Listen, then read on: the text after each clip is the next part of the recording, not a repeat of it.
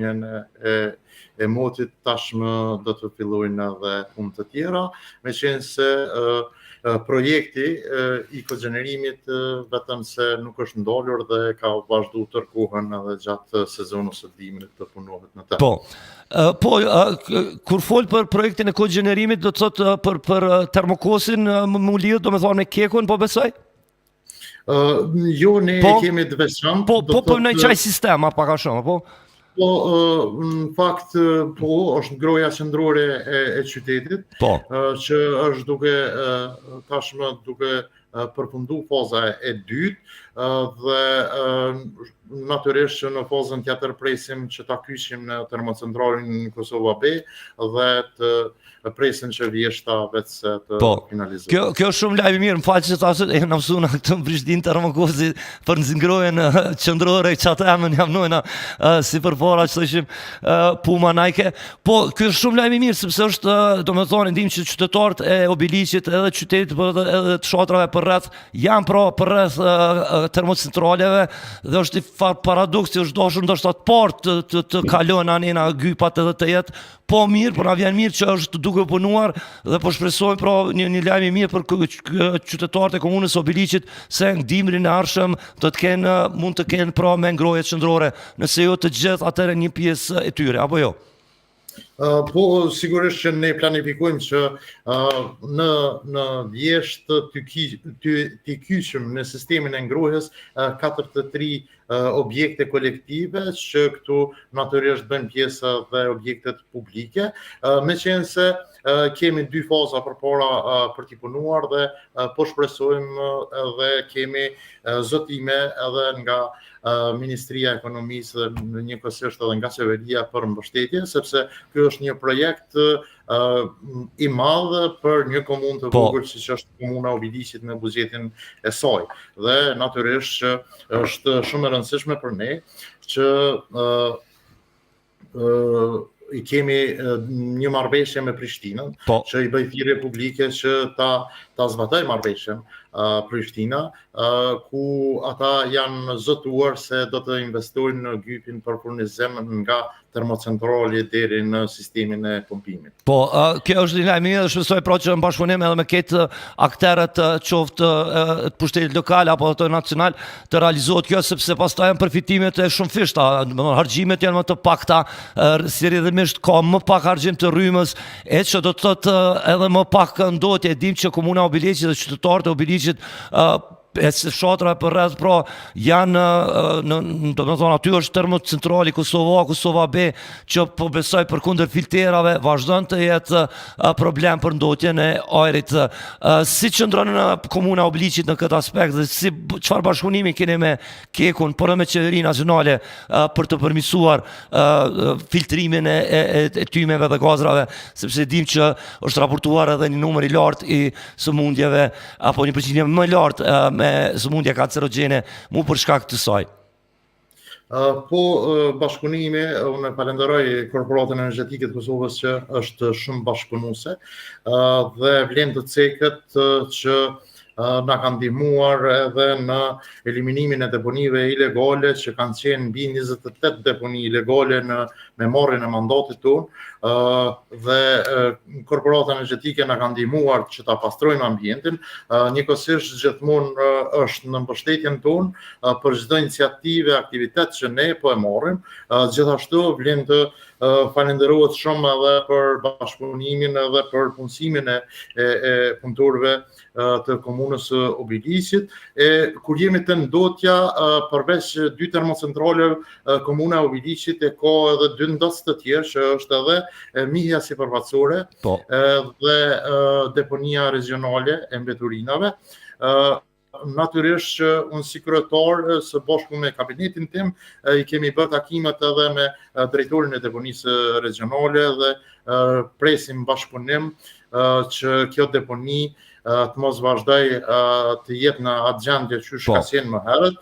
Aty po bëhen përpjekje që sadopak të ndalet ndotja e ambientit. Natyrisht që investimet në termocentralin Kosova B, në filtra, saktësisht pritet që të ndodhë ne si komunë, kemi lëshuar lejen për Po. ndërtimin domethënë objektit të filtrave, që kjo në fakt kjo leje ndërtimore ka 2 vite që ka prit në sirtarët e komunës së Obiliqit dhe nuk është lejuar.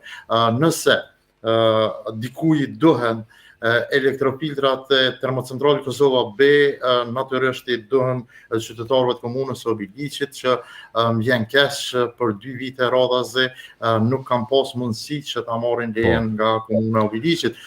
Kjo ka ndodhur në dhjetorin e vitit kaluar, unë ka qenë ndër lejet e para ndërtimore që kam lëshuar, sepse është për të mirën e qytetarëve, për të mirën e banorëve. Investimet në filtrat e Kosovës B janë shumë të mirëseardhur për ne dhe sigurisht që do të ndodhin shumë shpejt. Kjo është një lajm shumë i mirë, kryetar, edhe ju përgëzoj.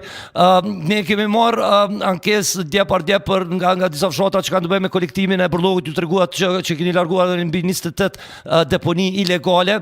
E di që pastrimi e ka domethënë përgjegjësinë për kolektimin e Burllogut, po krahas kësaj ka komuna e Obiliqit projekte, sidomos ko pasko lajmëron dhe informacione si në gjithë territorin e Republikës së Kosovës, për fat keq problemi me qend e ndacak, e kjo është një farë lidhët zinxhir, pastaj në disa rrugë, tash nuk po them saktësisht për Obiliq, por në përgjithësi ka probleme me ndriçimin publik, Burllogu, qend e ndacak, dhe po krijohet një farë rrjethi vicioz. Me të thonë drejtën, para 2-3 vite kam qenë në Obiliq dhe më ka pëlqyer shumë ai sheshi i madh edhe i bukur i cili gjendet në qendër të qytetit, edhe po besoj që edhe tash me mandatin e ri komuna ka në plan të punoj me largimin e qenëve ndacak, edhe pse thash ky është problem nacional, por edhe për ndriçimin në komunë, në qytet, por edhe në fshatrat përreth.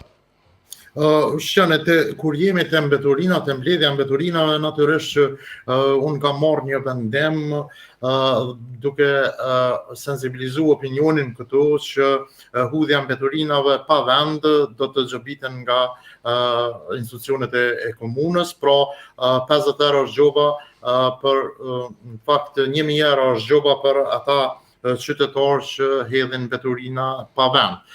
Sepse fillimisht unë kam kërkuar nga qytetarët që të na ndihmojnë ta mirëmbajmë ambientin. Mirë po, kur jemi te çështja e krm pastrimit, me të vërtetë gjendja e tyre është shumë e keqe.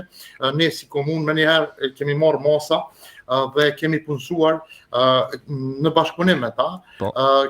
Kam punësuar 10 punëtor, që fillimisht ata thonin se është mungesa e punëtorëve, arsyeja pse nuk po mblidhen mbeturinat me kohë.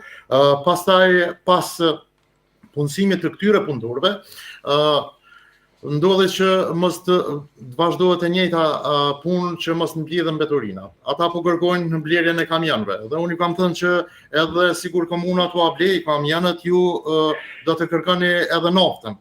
Prandaj ne si komunë kemi vendosur që t'i ndajmë aksionet nga krm pastrimi, e kemi ndërmarrjen lokale në Obiliq, në Pylë Kastrioti, kemi aplikuar në ORBK dhe tashmë e kemi të drejtën që ta bëjmë paturimin e mbledhjes së mbeturinave dhe jemi në procedura. Në këtë muaj do të fillojmë debatin publik, ku i bëj thirrje gjithë qytetarëve të komunës Obiliq që të na mbështesin në këtë nismë, dhe komuna e Obiliqit me ndërmarrjen e saj lokale do ta bëj vetë mbledhjen e mbeturinave.